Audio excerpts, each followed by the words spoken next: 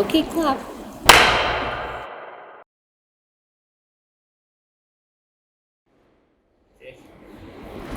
It's been a while. We've seen each other in person. In person, just like Yeah. casually passing, like I feel like every time you come to the roastery, I'm like leaving the roastery or Yeah. in my Oh yeah, office. Tuesday. Yeah. Yeah, it's been maybe more than a year. Sit down and have talk. Yeah. Yeah. We're allowed to do that now. Yeah, we are allowed to do that. Nice. No mask. Yeah. Still have some distance, but No masks. It's great to see your face, David. yes. So thanks for your time today. Welcome. Yeah. I want to start from competition stories. Okay. So how was it feeling you in the competition?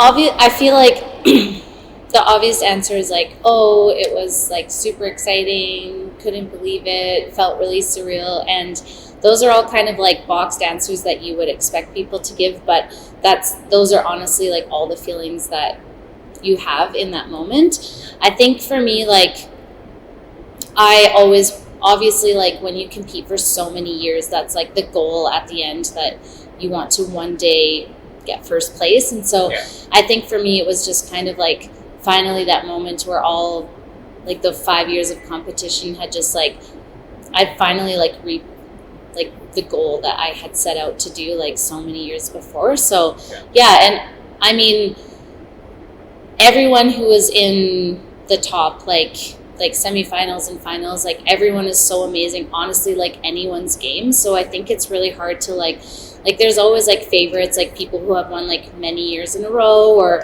and so you never really know like who's gonna win or how well everyone's gonna do, because everyone is just so great and everything is always like really, really tight. So I really do think that especially this year, like it was really anyone's game who was in the finals, and so to like when they're like counting down the names, like I've had my name called not first, obviously more times than I have had my name called first. So you just kind of expect your name to be like, you know, one of the first ones called. And as they're like counting down everyone's name, I'm like, could this be? And yeah.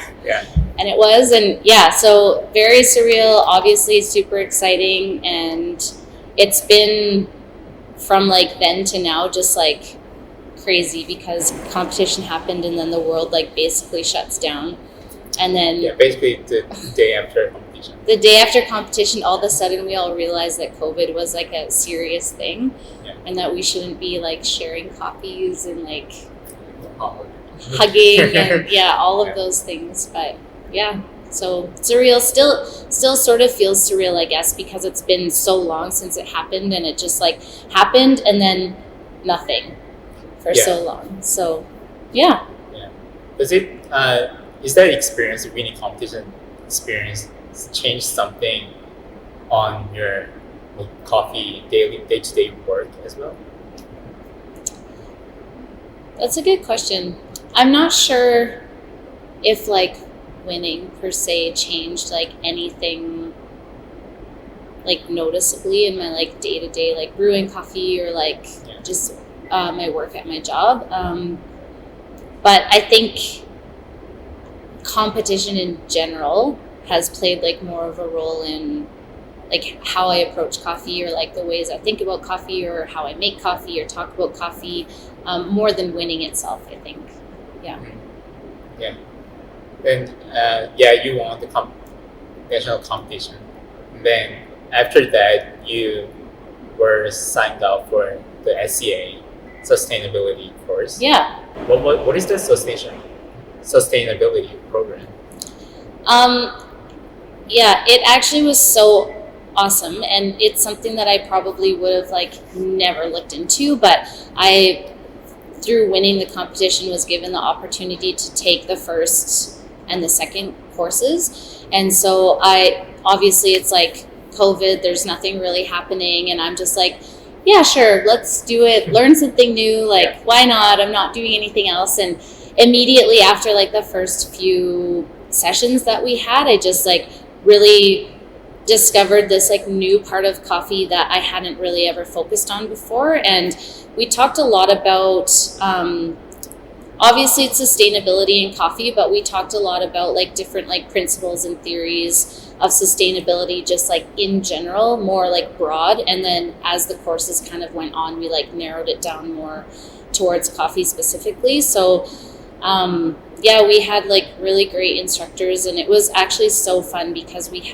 it was all on Zoom. So there were people from like all over the world. So it was really interesting because we had people who were like living and working in producing countries, and then we had people who were like living and working in consuming countries. And so just hearing like the different perspectives of like the world of coffee and how like the views of what sustainability is in the different parts of the world was really eye-opening and super interesting. So as soon as I was done the first 2 courses, I knew that I wanted to do, well, first of all, I didn't want to not finish it because I need to finish the things that I start, but it was just like something that I felt was really important in our industry, especially in this time. And it was just like such a great way to connect with people from all over the world. Like my final, I think we probably had like almost 10 different countries in all of the courses that I took. So it was really cool.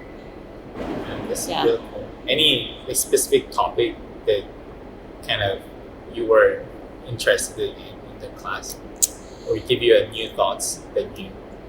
Yeah, I think the prices of coffee are something that not a lot of people really understand, like how our pricing structure works, like where it came from. And even a large percentage of people who like work in coffee every day have no idea like how the pricing structure works. So just learning about the cost of coffee and all that kind of stuff was like very interesting, and I learned a lot about that. I think probably one of the biggest things that I got from the course was just the overall like understanding that specialty coffee is really for everyone. To be able to have the kind of approachability in specialty coffee to get them in our doors will just make it's really what's going to sustain our industry in the long run. But on the other hand too, like it being for everyone, there are people like who are super interested in like the next level too, and so not to discredit like those people either. So there is a space for producers or other people who want to do really exciting things in coffee and like have their product be like a premium product, because there are people who are really interested in that, but then at the same time like being approachable and inviting on the other end of the spectrum. And so I think that probably is something that really struck me the most from that course, and something that I want to keep like working on and like thinking about and trying to implement that in like my sphere of influence in coffee. So in the coffee industry, there are lots of like, not the problem, but things we can improve in especially coffee industry in general. Yeah. Yeah. Like after you took that course, and then have you find like any like small changes we instantly make change? Yeah. I think like on a smaller scale, which ultimately I do think is like it's a small thing, but it kind of helps to solve like a bigger issue, is on even just like after the course, I revamped. We have a course that we do for all of our new baristas at Monogram that's seed to cup, and so we kind of walk everybody through a session that's like talking about from seed to cup with coffee, and I revamped that a little bit and put some of like the sustainability things in there. And something that I think is really important, and something so small that we can do as baristas, is to learn about the coffee that you're serving. It's such a small thing for us to do, but such a big thing for people on like the producing side of it. And I think that is like a small step that we've really tried to implement in the last, like we've always hoped that our baristas would, or like encouraged our baristas to do that, but it's something that's like I'm slowly trying to make more mandatory, and even just talking with some of the producers through like my sustainability class. I got the opportunity to interview some of the producers that we work with at Monogram, and we talked about different ways that like we could I guess like represent them in a better way, or like how can we be better ambassadors of coffee for you in consuming countries, and everyone said know about us, like know what coffee you're drinking, know what coffee you're serving, just to like know who we are and know what coffee you're serving. And it's just such a small thing, but it really is like quite a big thing in the grand scheme of things. And so I would say like on a smaller scale, those are kind of like the first steps that I'm also like, I'm in charge of the education for Monogram. So I'm always like reading about the coffees too, but just being a little bit more, I guess, deliberate and intentional with the information that I'm reading and like putting out with our staff as well. Yeah. So yeah, I'd say those are probably like the smaller steps or step that I've been taking and trying to like implement at work. Any like more bigger issue that we need to put more time and effort to improve in the future? Honestly, there are so many. Any It's kind of one of those like overwhelming questions where it's like, let me get out my list. Just to kind of like throw it back to what I was talking about before. I just think like as coffee professionals, like if you serve someone like pour over and it's the most amazing coffee that you've ever served, and someone asks you for cream and sugar, like don't roll your eyes. Like just being more inclusive and accepting and making the industry more approachable for everyone, I think is something that we definitely can tackle as baristas and like people serving coffee here.